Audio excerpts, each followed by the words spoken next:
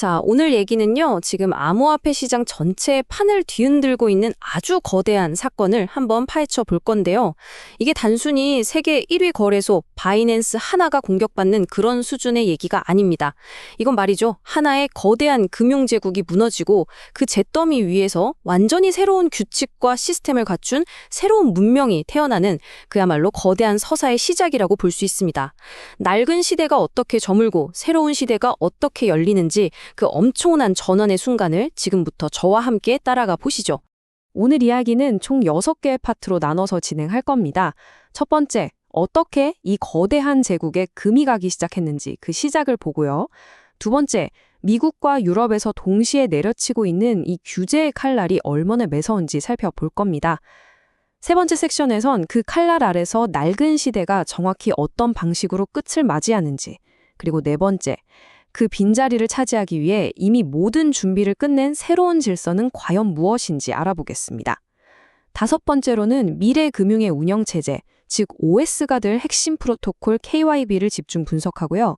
마지막으로 이 모든 조각들이 합쳐져서 어떻게 거대한 문명의 대전환으로 이어지는지 그 최종적인 빅픽처를 그려보겠습니다.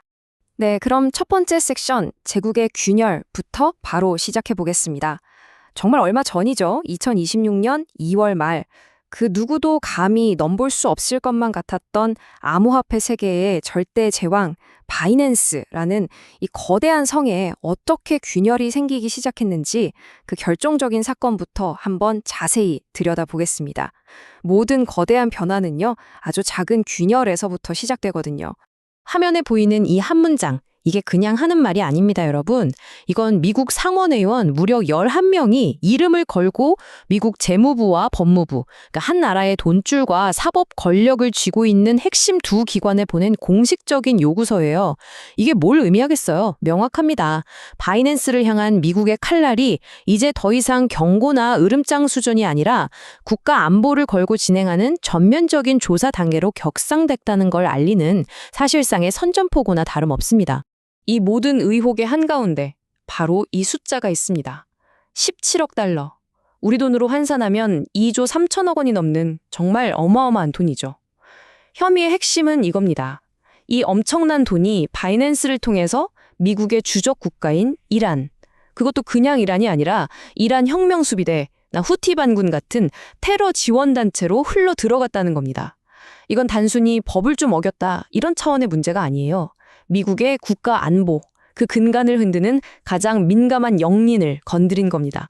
자, 이 혐의들을 하나씩 뜯어보면 이게 단순한 실수가 아니라 얼마나 조직적이고 시스템적인 문제였는지 바로 알 수 있습니다. 첫째, 그림자 함대와의 거래.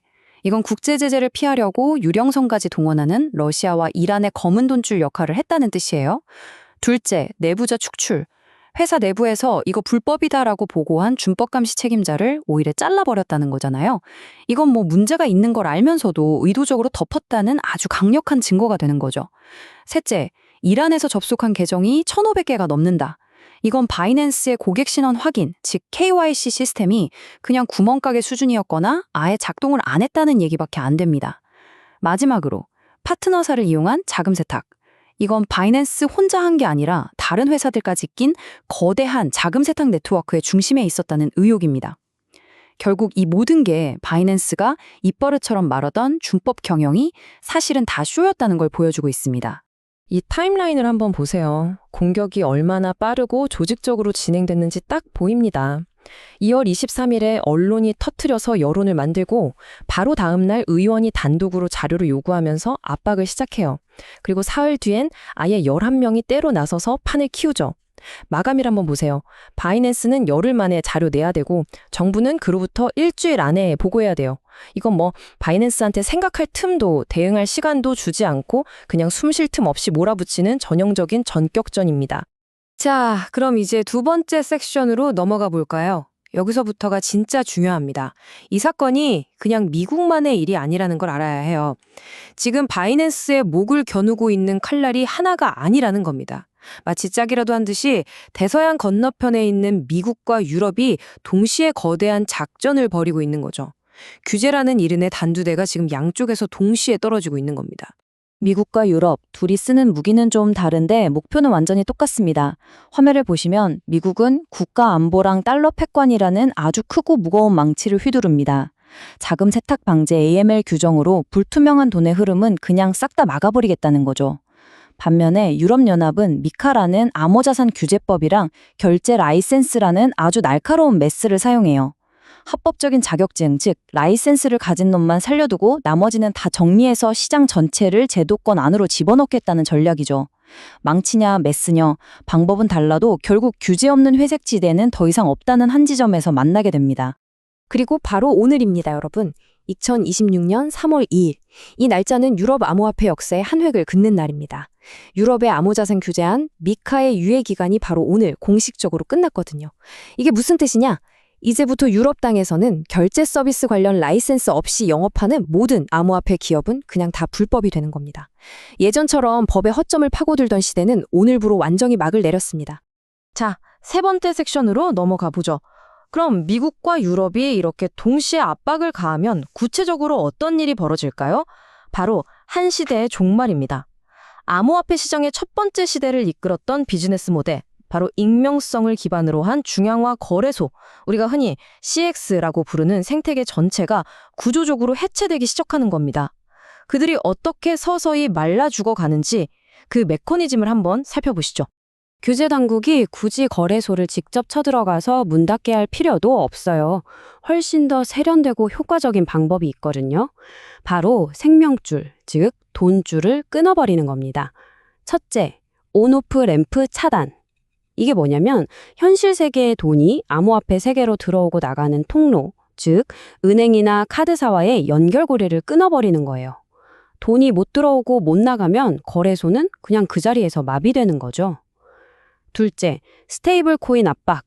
암호화폐 시장의 달러 역할을 하는 스테이블 코인 회사들을 압박해서 저 거래소 자산 전부 동결시켜라고 하면 그 거래소는 유동성이 순식간에 증발해버립니다.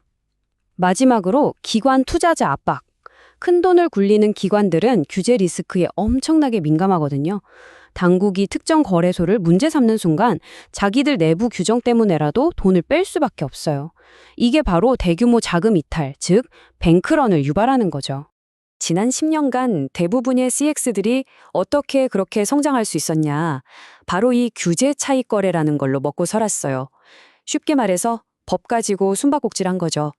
A라는 나라에서 규제가 심해지면 규제가 널널한 B나라로 회사를 옮겨서 영업하는 식으로요.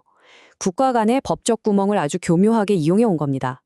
하지만 이제 미국과 유럽이라는 세계 경제의 두 축이 손을 잡았어요.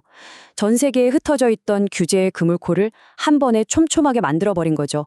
이제 더 이상 CX들이 숨을 수 있는 회색지대는 지구상에서 사라지고 있습니다. 네 번째 섹션입니다. 자, 그런데 여기서 진짜 흥미로운 점이 있어요. 이렇게 낡은 시스템이 무너지는 동안 그 빈자리를 채울 새로운 시스템이 이미 모든 준비를 끝내고 기다리고 있었다는 겁니다. 거대한 자본과 수억 명의 사람들이 움직이는 시장의 인프라가 무너지면 그 공백은 반드시 새로운 질서가 채우게 되어 있거든요. 그리고 마치 이 순간을 기다렸다는 듯 아주 조용하지만 완벽하게 준비를 마친 새로운 금융 인프라가 이미 존재하고 있었습니다. 이 표를 보시면 진짜 극명하게 대비가 되죠. 왼쪽이 바이낸스가 공격받는 이유, 즉 구시대의 문제점들이에요. 엉망인 신원인증, 익명의 검은 돈, 불투명한 운영 방식. 그런데 오른쪽을 보세요. 파이 네트워크는 정반대죠. 이미 1770만 명이 넘는 사용자의 신원인증을 끝낸 거대한 클린존을 만들어놨어요. 모든 것이 검증된 인간의 신원을 기반으로 돌아가는데 이건 규제 당국이 원하는 투명성과 정확히 맞아떨어집니다. 정말 역설적이게도 바이낸스의 가장 큰 약점이 그대로 파이 네트워크의 가장 큰 강점이 되고 있는 상황인 겁니다. 이 숫자를 좀 보세요. 42만 개 이상, 이게 지금 파이 네트워크를 바치고 있는 활성 노드의 수입니다. 이게 어느 정도냐면 비트코인이나 이더리움의 노드 수를 그냥 압도하는 수준이에요. 이렇게 강력하게 분산되어 있다는 건 외부의 공격이나 검열로부터 시스템을 안전하게 지킬 수 있다는 뜻이고 새로운 금융 시스템이 가져야 할 안정성과 보안성을 이미 갖추고 있다는 얘기가 됩니다. 다섯 번째 섹션, 미래의 금융 OS입니다. 그렇다면 이 새로운 금융 시스템은 대체 어떤 프로그램으로 돌아가는 걸까요? 그 심장에는 두 가지 혁신적인 개념이 있습니다. 바로 자금을 모으는 규칙을 완전히 바꾼 파이 RC1과 기업들이 이 생태계에 참여하는 자격 심사인 KYB입니다. 이 두 가지가 어떻게 차세대 금융의 뼈대가 되는지 한번 살펴보시죠. PRC1은 기존의 자금 조달판을 완전히 엎어버립니다. 예전 ICO는 뭐예요? 그냥 그럴듯한 계획서 하나 던져놓고 돈부터 받아서 창업자가 꿀꺽하고 날라버리는 소위 먹튀가 너무 많았잖아요. 근데 PRC1은 이게 수학적으로 불가능해요. 왜냐하면 모금된 돈이 창업자 지갑으로 가는 게 아니라 스마트 컨트랙트에 의해서 영원히 유동성 풀의 가치거든요. 투자금은 오로지 프로젝트의 생태계를 위해서만 쓰이는 거죠. 이제 투기가 아니라 진짜 가치를 보고 투자하는 시대가 열리는 겁니다. 그리고 이게 진짜 권력의 이동을 보여주는 결정적인 장면입니다. KYB, 개인 인증이 KYC라면 이건 기업 버전인 거죠. 예전엔 프로젝트들이 거래소에 상장하려고 돈 싸들고 가서 줄 섰잖아요. 이제 반대가 되는 겁니다. 바이낸스 같은 거래소들이 파이 네트워크에 1770만 명이라는 이 엄청난 클린 유저 풀에 접근하기 위해서 이제는 자기들의 신원과 자금 출처를 증명하고 파이 네트워크의 허가를 받아야 하는 시대가 오는 겁니다. 과거에 문지기였던 거래소들이 이제는 새로운 생태계에 들어가기 위해 줄을 서야 하는 진정한 힘의 이동이 시작된 거죠. 자, 드디어 마지막 장입니다. 이제 지금까지 흩어져 있던 모든 조각들을 맞춰서 이 거대한 변화의 최종 그림을 한번 완성해 보죠. 이 모든 일들이 어떻게 월스트리트로 대표되는 거대 기관 자본과 전 세계 평범한 사람들의 삶, 즉 메인스트리트를 직접 연결하는 완전히 새로운 금융 고속도로를 만들어내고 있는지 그 과정을 확인해 보겠습니다.